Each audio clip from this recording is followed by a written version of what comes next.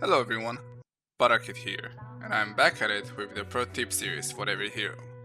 I know it has been quite a while, but I hope you guys enjoy the work I put into this and get to learn something new today. So without further ado, let's jump into the tips.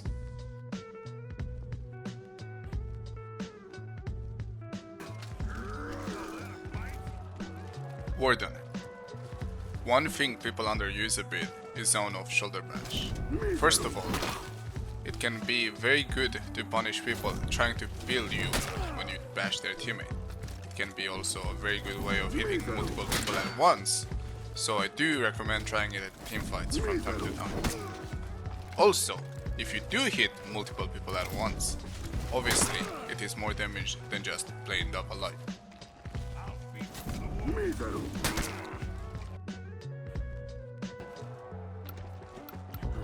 Conqueror.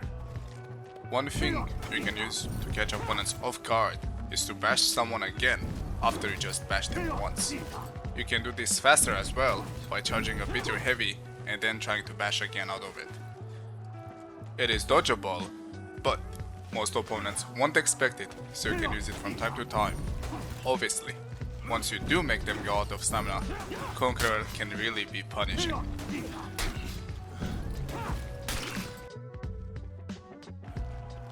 Peacekeeper. Once you have applied bleed on someone in a teamfight, you want to lock onto that person and use external attacks on the other opponents, specifically unblockable heavy finishers. It is extremely good because it is unparryable and you force your opponent to do a read with a dodge, which you can punish with guard break for even more bleeding targets in a teamfight. Lawbringer. This is a bit of a no-brainer, but for some reason I still see Lawbringers do this. After a successful shot, always use side lights as it does 4 more damage than top. No point in missing out on free damage.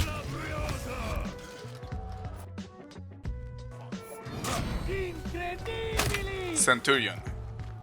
If you catch someone with a kick when out of lock, usually when opponents dodge all your level 3 punch and as a real Chad, you read him like a book. You kick him into a full confined zone attack. That is 36 damage.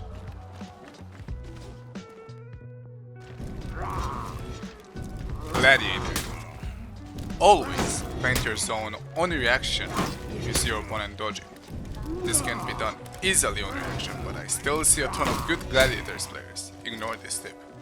If you struggle with it, you can always practice it, but it should be extremely easy. Also, if they back dodge, you can let it go as they cannot parry it or even block it if their guard wasn't there already.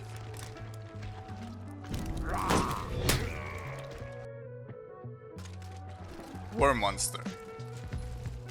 An underutilized move from Warmonger players are her unblockable side dodge heavies, specifically when external.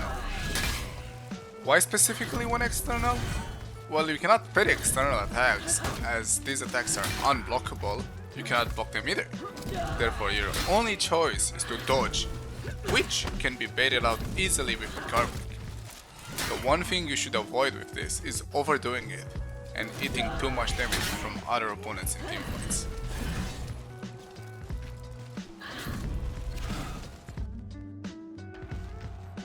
Gryphon.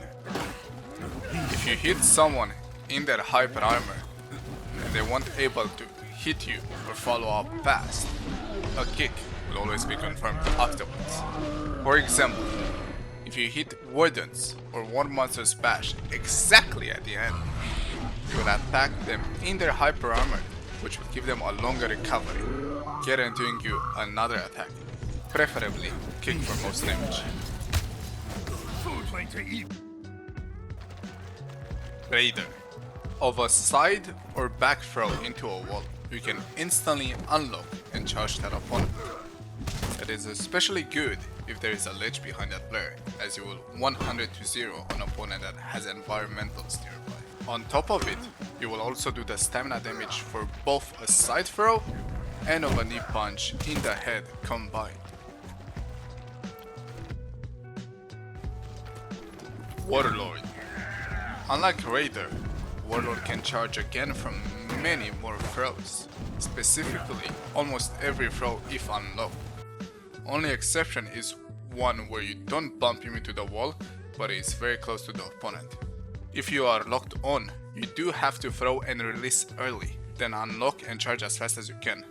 And as a side note, you can keep throwing opponents into wall until you have ledged them.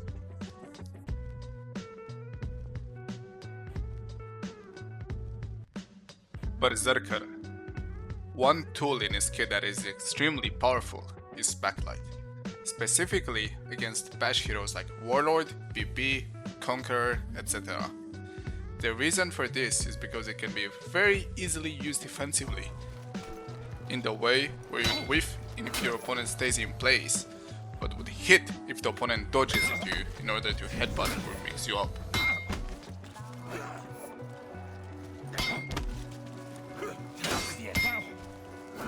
On top of it, you can also dodge or get into your chains from the light, specifically in the unblockable one.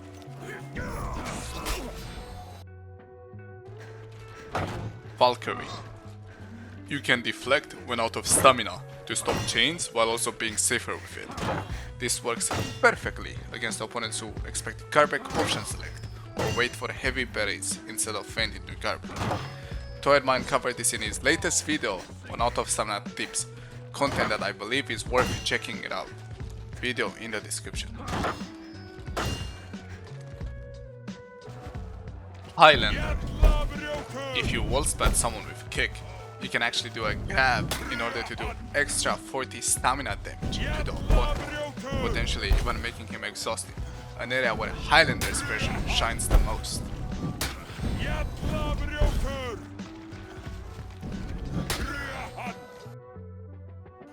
Shaman. After a whiffed bite or pounce, you can attempt to bite again, but that is known to most people. What is not known by most people is you can actually feint a second bite, which catches almost everyone off guard. Also, this tip was given by the best shaman in the world, Autodox, a fellow teammate from Nemesis, so it may have quite a credibility.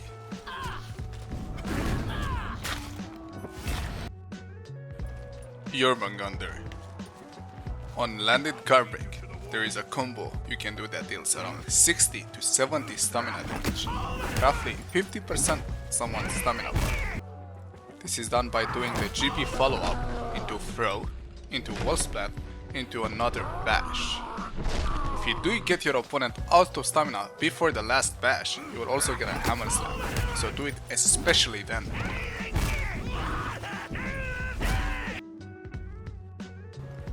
Kensei. On some landed heavies with a certain angle, you can get a guaranteed dead angled light. This means to do hit stun from the heavy, your opponent will not be able to block the follow-up light because it was put at an angle where it is faster than normal. It requires a bit of angling and can be punished with a garbage if blocked though.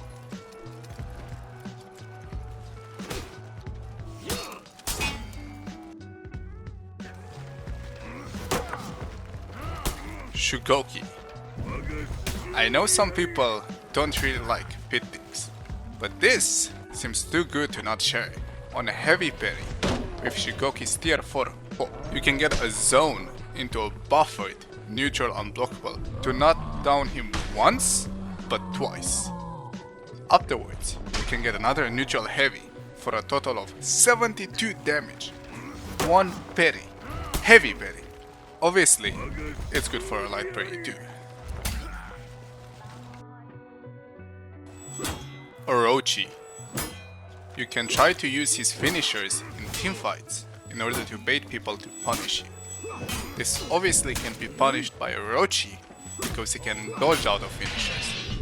Therefore, you are looking to deflect or dash attacks the following attacks, depending on the situation of course.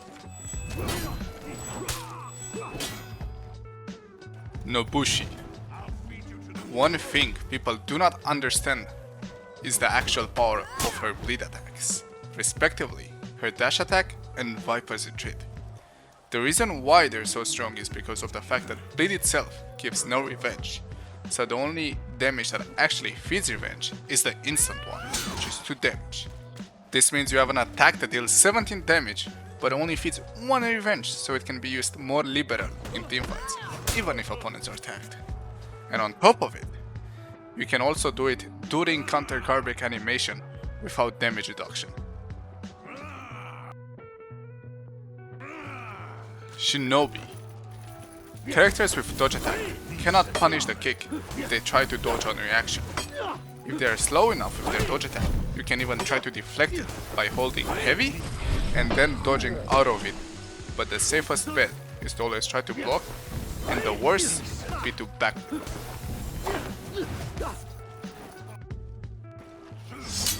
Aramusha. When you full block an attack in a team fight, one punish people don't use enough is stop heavy into target swap guaranteed light. Unlike the Kensei one, this one is extremely easy to pull, to the point where I can recommend you to do it every time.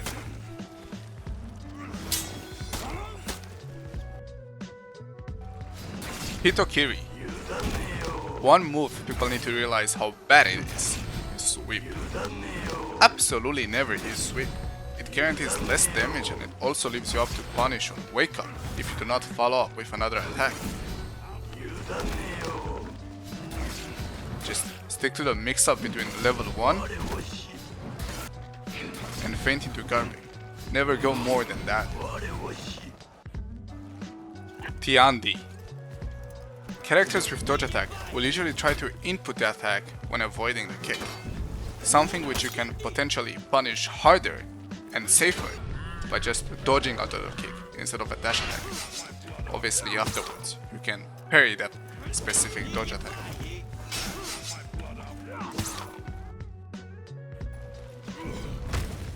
Zhanhu.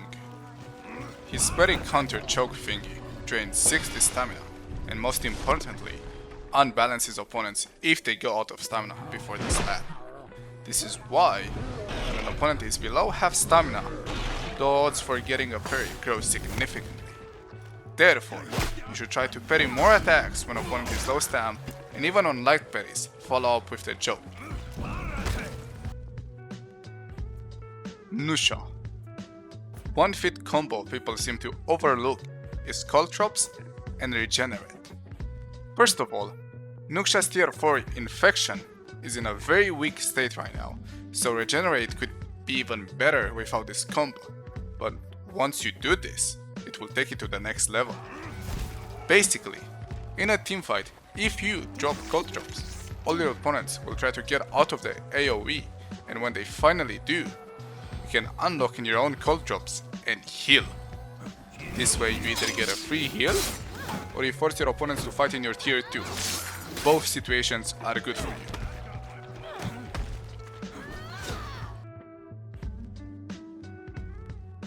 Shaolin. If you have tier 3 and tier 2 unlocked, there is a combo you can do to combine them both.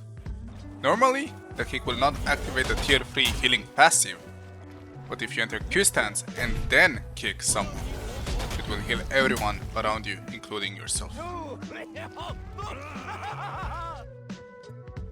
Zhanhu.